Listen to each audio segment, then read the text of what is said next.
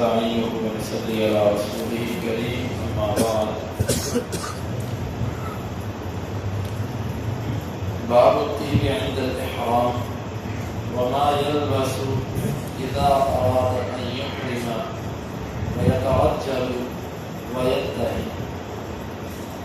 یہ باب ہے احرام باندھتے وقت خوشبو لانے کے بارے میں، وما يلبس اور اس بارے میں جو وہ پہنے گا اذا اراد ان يحرم جب وہ احرام باندھنے کا ارادہ کرے، ويترجل وہ کنگھی کرے گا، ويدهن تیل لگائے گا. قال ابن عباس رضی اللہ عنہما، عبداللہ بن عباس رضی اللہ عنہما کہتے ہیں یشم المحرم الریحان، احرام باندھنے والا آدمی خوشبو پھول وغیرہ سونگھ سکتا ہے. وَيَنْظُرُ فِي الْمِرْآةِ اور وہ شیشہ دیکھ سکتا ہے. وَيَتَدَاوَى بِمَا يَأْكُلُ الزَّيْتَ وَالسُّمْنَ اور وہ علاج کر سکتا ہے اس چیز سے جو زیتون اور گھی وغیرہ کھانے سے کیا جاتا ہے. وقال عطا کہتے ہیں یتخطہ ہوں، وہ انگوٹھی پہنے گا. وَيَلْبَسُ الْحِمْيَانَ اور وہ چہندیاں وغیرہ پہن سکتا ہے. وطاف ابن عمر، عبداللہ بن عمر نے طواف کیا وهو محرم، اس حال میں کہ وہ احرام باندھے ہوئے تھے. وقد حزم على بطنه بثوب اور اپنے پیٹ پر وہ کپڑے کی گرہ باندھے ہوئے تھے. ولم تر عائشہ رضی اللہ عنہا بالتبان باسا، عائشہ رضی اللہ عنہ بھی وہ چہندیاں وغیرہ پہننے میں کچھ حرج خیال نہیں کرتی تھی. للذین یرحلون حودجا، ان کے لیے جو ان کے حودج کو رکھتے تھے. محرم آدمی کے لیے کون کون سی چیزیں جائز ہیں؟ عبداللہ بن عباس رضی اللہ عنہ کا پہلا قول کہ خوشبو سونگھ سکتا ہے، وہ خوشبو پھول کی ہو یا ویسے وہاں سے اٹھنے والی خوشبو ہو.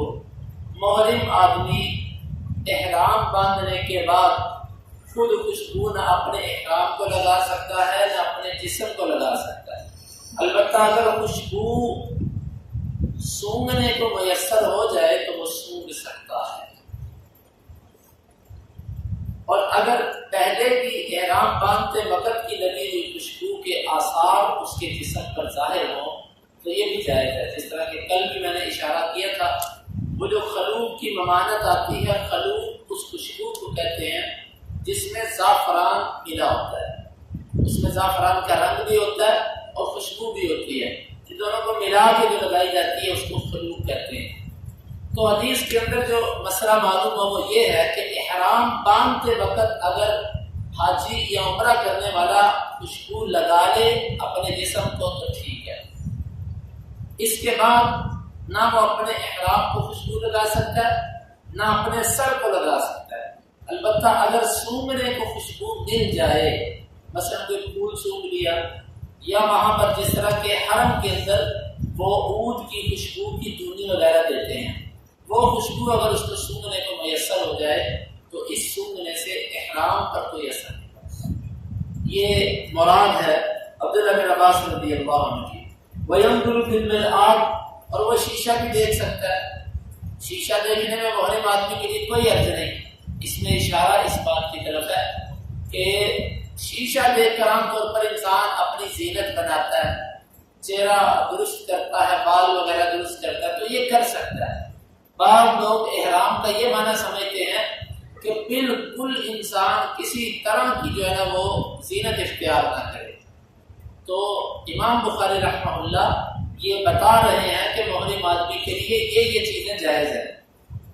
اور اسی طرح یتداوی بما یأکل الزیت والسمن، اور زیتون وغیرہ لگانا اگر کوئی زخم وغیرہ ہو گیا، چونکہ اس وقت یہ بھی علاج کا ایک ذریعہ تھا کہ تیل وغیرہ لگایا جاتا تھا اس جگہ پر جہاں زخم ہوتا تھا، تو بہرحال زیتون وغیرہ استعمال بھی کیا جا سکتا ہے اور زخموں پر بھی لگایا جا سکتا ہے اور اس کو کھایا وغیرہ بھی جا سکتا ہے. اور عطا کہتے ہیں یہ تخت انگوٹھی بھی پہن سکتا ہے. اپنے ہاتھ میں احرام کی حالت میں انگوٹھی پہننے میں کوئی حرج نہیں.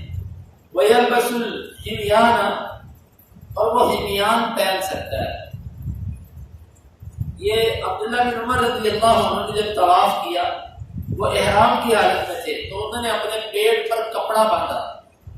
یہ غالباً جس طرح آج ہم بیلٹ باندھتے ہیں، یہ اس طرح کپڑے کے اندر کوئی چیزیں محفوظ کرنے کے لیے، کیونکہ احرام کی کوئی جیب تو ہوتی نہیں، تو کوئی سامان وغیرہ اپنے پاس رکھنے کے لیے غالباً انہوں نے یہ پیٹ پر کپڑا باندھا تھا اور اس پر گرا بھی دی. تو یہ آج کے دور میں وہ بیلٹ ہے، یہ بیلٹ وغیرہ باندھی جا سکتی ہے. چونکہ اصل ممانت تو ہے سلے ہوئے کپڑے کی، تو یہ اس مد میں نہیں آتا. اور اسی طرح عائشہ رضی اللہ عنہا جانگیہ وغیرہ پہننے میں کوئی حرج خیال نہیں کرتی تھی ان کے لیے جو ان کا عہدہ اٹھاتے تھے. مطلب لڑکے تھے غلام، ان کے خادم، وہ ان کے اونٹ کے اوپر جو پالان رکھا ہوتا ہے نا لکڑی کا، یہ اٹھا کے ان کے اونٹ پر رکھا کرتے تھے. اور بندے نے صرف احرام باندھا ہو تو اس کے کھلنے کا خدشہ ہوتا ہے.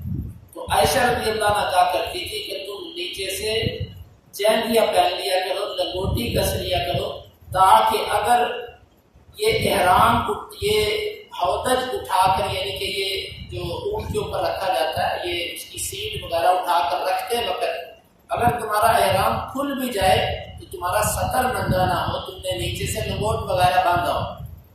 برحال یہ جو ہے یہ عائشہ رضی اللہ عنہ کا اجتہاد تھا، یہ ان کا اپنا ذاتی اجتہاد تھا، یہ حدیث نہیں ہے. امام بخاری رحمہ اللہ اس کو لے تو آئے ہیں لیکن اہل علم اس میں موافق نہیں ہے سارے، تو اس لیے سلی ہوئی چیز کو پہننے سے اجتناب کرنا چاہیے. بیلٹ جو ہے اس کی کیفیت کچھ اور ہے، وہ باندھی اس لیے جاتی ہے کہ اکثر لوگوں کو احرام باندھنا نہیں آتا، چادر وغیرہ ان سے صحیح باندھی نہیں جاتی، جس کی وجہ سے ان کو بیلٹ باندھنا پڑتی ہے. وگرنہ جن لوگوں کو صحیح طریقے سے چادر باندھنی آتی ہے ان کو اس بیلٹ کی ضرورت نہیں ہوتی. یہ بیلٹ کی ضرورت ہوتی ہے اس بندے کو کہ جس کو تہمت وغیرہ یہ باندھنی نہیں آتی. تو وہ تو ایک مسئلہ الگ ہے کہ سطر کا مسئلہ ہے، بڑا ایک حساس مسئلہ ہے کہ وہ چل بھی نہیں سکتا بیچارہ، اس کو باندھنی نہیں آتی. لیکن ویسے نیچے سے احتیاطاً لنگوٹ پہن لینا، جانگیہ پہن لینا یہ درست نہیں ہے، یا انڈر ویئر وغیرہ پہن لینا یہ درست نہیں ہے. ہاں اگر کوئی مریض ہے، مثال کے طور پہ کسی بندے کا مرض ایسا ہے کہ اس کو پیشاب کے قطرے آتے ہیں، یا کسی بندے کی ایسی تکلیف ہے، کوئی اس کو مسئلہ ہے، ظاہر بات ہے مجبوریاں تکلیفیں یہ تو مستثنا ہوتی ہیں. بات تو چلتی ہے عام قواعد کی، تو عام قانون اور قاعدہ یہ ہے کہ احرام باندھنے والا نیچے سے انڈر ویئر، لنگوٹ یا جانگیہ وغیرہ اس میں سے کچھ نہیں باندھے گا.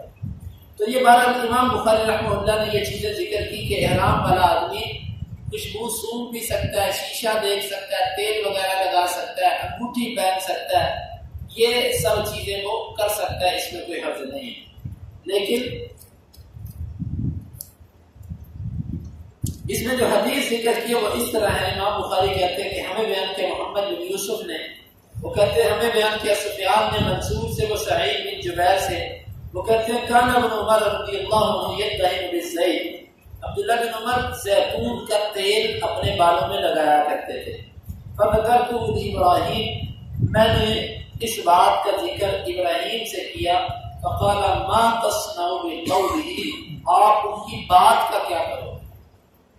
مطلب اس کا یہ ہے کہ عبداللہ بن عمر رضی اللہ عنہ زیتون کا تیل لگایا کرتے تھے اپنے بالوں، داڑھی وغیرہ کو بھی، بالوں کو بھی، یا لگا لیا کرتے تھے جسم پر، لیکن خوشبو کے خلاف تھے، خوشبو کے قائل نہیں تھے. تو وہ کہتے ہیں میں نے جب ابراہیم کو یہ قول بتلایا عبداللہ بن عمر کا، تو وہ کہنے لگے خوشبو کے بارے میں جو ان کا قول ہے اس کا کیا کرو، اس کی کیا توجیہ کرو. مطلب عبداللہ بن عمر بالکل خوشبو لگانے کے قائل نہیں. وہ کہتے تھے اگر کسی نے لگائی ہے جسم پر یا احرام پر وہ اس کو دھوئے گا. اور اس مسئلے میں عائشہ رضی اللہ عنہ کی مخالفت کیا کرتی تھی. عائشہ رضی اللہ عنہ کہتی تھی کہ میں نے رسول اللہ صلی اللہ علیہ وسلم کی مانگ میں خوشبو لگائی تھی، اور احرام کی حالت میں آپ کی مانگ میں خوشبو دیکھتی تھی. آپ کیسے کہتے ہیں خوشبو نہیں لگا سکتے؟ اصل میں عبداللہ بن عمر اس مسئلے میں اپنے والد عمر رضی اللہ عنہ کے موقف کی موافقت کرتے تھے. عمر رضی اللہ عنہ بھی کسی قسم کی خوشبو کو باقی رکھنے کے قائل نہیں تھے. وہ کہتے تھے اگر لگائیے اس کو دو نہیں لگا سکتا محرم آدمی. لیکن آپ سنت کی اتباع دیکھیں، عمر کا بھی یہ موقف تھا اور عبداللہ بن عمر کا بھی یہ موقف تھا رضوان اللہ علیہ. لیکن ان کا جو بیٹا تھا نا سالم، وہ اپنے باپ اور دادا دونوں کی مخالفت کرتا تھا. وہ کہتا تھا نہیں، اس معاملے میں میرے باپ کی بھی نہ مانو، میرے دادے عمر کی بھی نہ مانو، بلکہ عائشہ رضی اللہ عنہ کی بات لو، کیونکہ وہ تمہیں نبی کی حدیث سنا رہی ہے. وہ کہتی ہیں کہ میں نے نبی صلی اللہ علیہ وسلم کی خوشبو اپنی آنکھوں سے دیکھی ہے احرام کی حالت میں، میں نے آپ کو خود خوشبو لگائی ہے. وہ کہا کرتے تھے اس مسئلے میں میرے باپ کی بھی نہیں، میرے دادے کی بھی نہیں، بلکہ عائشہ رضی اللہ عنہ کی بات مانا جو حدیث کے معافی. یہ سنت کی پیروی کا جذبہ تھا ان لوگوں کے اندر. باپ دادوں کے پیچھے لگ کے یا علماء کے پیچھے لگ کے وہ حدیث قربان نہیں کیا کرتے تھے. تو بہرحال یہ اس نے کہا کہ آپ کیا کرو گے عبداللہ بن عمر کے اس قول کے بارے میں. اور اسی طرح اگلی حدیث یہ ذکر کی کہ امام بخاری کہتے ہیں مجھے بیان کیا اسود نے عائشہ سے، وہ کہتے ہیں کہ مجھے بیان کیا اسود نے عائشہ سے، وہ کہتی ہے کأنی انظر الی قمیص فی مفارق رسول اللہ صلی اللہ علیہ وسلم وهو محرم. گویا کہ مجھے اب بھی اللہ کے رسول کی مانگ میں لگی ہوئی خوشبو کی سفیدی نظر آ رہی ہے، اس حال میں کہ آپ احرام باندھے ہوئے تھے. تو اس کے بارے میں آپ کیا کہیں؟ مطلب کہ اللہ کے نبی نے خوشبو لگائی اپنے جسم کو اور باقی رکھی. عبداللہ بن عمر کہتے ہیں نہیں لگانی چاہیے، تو اس حدیث کا کیا کرو گے آپ؟ اور اسی طرح امام بخاری کہتے ہیں ہمیں بیان کیا عبداللہ بن یوسف نے، وہ کہتے ہیں ہمیں خبر دی مالک بن عبد الرحمن بن قاسم سے، وہ اپنے باپ سے عائشہ رضی اللہ عنہا سے جو نبی صلی اللہ علیہ وسلم کی زوجہ ہیں. وہ کہتی ہیں کنت اطیب رسول اللہ صلی اللہ علیہ وسلم باحرامہ حین یحرم. اللہ کے رسول جب احرام باندھتے میں آپ کو خوشبو لگاتی ہیں. ولحلہ، اور جب آپ احرام کھولتے تھے قبل ان یطوف بالبیت، اس سے پہلے کہ آپ کا طواف کریں. عائشہ کہتی ہے دو موقع پر میں نے آپ کو خوشبو لگائی. جب آپ احرام باندھ رہے تھے تب بھی میں نے آپ کو خوشبو لگائی، اور 10 ذوالحجہ کو 3 کام کرنے کے بعد انسان احرام کھول لیتا ہے.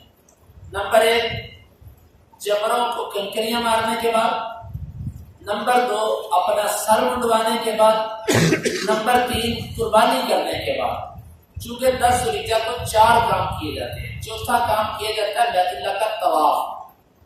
تو شرعی مسئلہ یہ ہے جس بندے نے 3 کام کر دیے، طواف نہیں کیا، وہ بندہ اپنا احرام کھول سکتا ہے.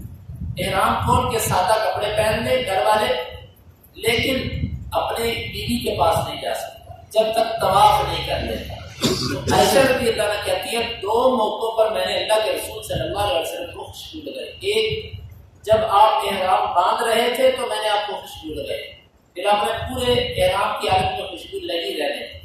اور دوسرا جب آپ نے احرام کھولا، ابھی طواف نہیں کیا تھا، یعنی اشارہ اس بات کی طرف کر رہی ہیں کہ ابھی طواف کی پابندیاں، احرام کی پابندیاں پوری ختم نہیں ہوئی تھی، پھر میں نے آپ کو خوشبو لگائی رسول اللہ اور آپ نے لگوائی. یعنی کہ خلاصہ پوری بات کا یہ ہے کہ عبداللہ بن عمر اور عمر رضی اللہ عنہ خوشبو لگانے کے اور لگانے کے بعد اس کے باقی رکھنے کے قائل نہیں تھے، رد کیا کرتے تھے. عائشہ رضی اللہ عنہ کی مخالف تھی، وہ کہا کرتی تھی ثابت ہے نبی صلی اللہ علیہ وسلم نے 2 موقعوں پر خوشبو لگائی، احرام باندھتے وقت بھی لگائی، 10 ذوالحجہ کو جب احرام کھولا تب بھی لگائی. لہذا خوشبو لگائی جا سکتی ہے، اس کے باقی رکھا جا سکتا ہے. البتہ جب احرام باندھ لیا اس کے بعد دوبارہ نئے سرے سے خوشبو نہیں لگائی جا سکتی. وہی جو پہلے کی لگائی تھی اس کا اثر باقی ہے تو باقی ہے، لیکن باندھنے کے بعد دوبارہ نہیں لگائی جا سکتی. اللہ رب العزت سے دعا ہے کہ وہ کتاب و سنت کو سمجھنے کی اور اس پر عمل کرنے کی توفیق عطا فرمائے.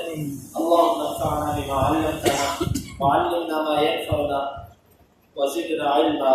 اللهم اقسم لنا من خشيتك ما يحول بيننا وبين معصيتك، ومن طاعتك ما تبلغنا به جنتك، ومن اليقين ما تهون به علينا مصائب الدنيا.